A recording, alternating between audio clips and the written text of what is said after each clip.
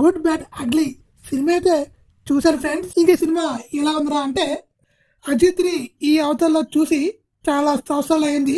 Ajit acting అయితే next level ఉంది. ఈ రేంజ్ యాక్టింగ్ మనం మిస్ అయ్యాము కొంతకాలంగా. మళ్ళీ అజిత్ తన మాస్ని అయితే చూపించాడు. అజిత్ ఫ్యాన్స్ కి అయితే పండుగ అని చెప్పుకోవచ్చు. యాక్టింగ్ మాత్రం నెక్స్ట్ లెవెల్లో ఉంది. అజిత్ తప్ప ఇంకా చెప్పుకుంటాకి క్యారెక్టర్స్ పెద్దగా ఉండవు. అలా వస్తాయి, అలా వెళ్ళిపోతాయి. జీవి ప్రకాష్ మ్యూజిక్ అయితే చాలా బాగుంది.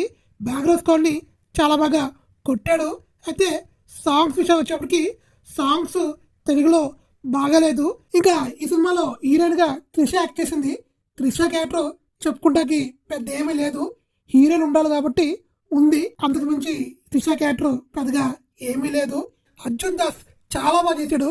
తను ఈ సినిమాలో మెయిన్ విలన్ చాలా ఎక్సలెంట్ గా చేశాడు.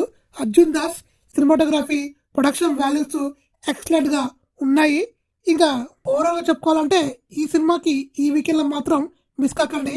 ఇంకా నా రేటింగ్ అయితే 3/5.